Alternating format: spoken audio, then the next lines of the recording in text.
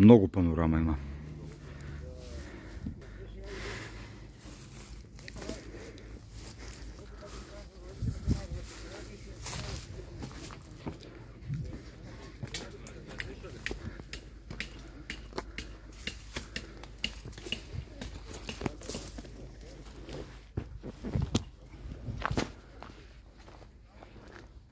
Като гледам къде е портата и входът, и мога да го разглеждаме като кота 0.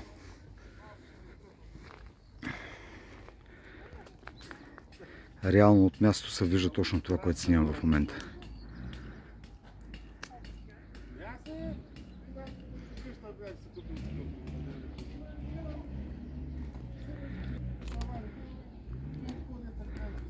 Това е двора.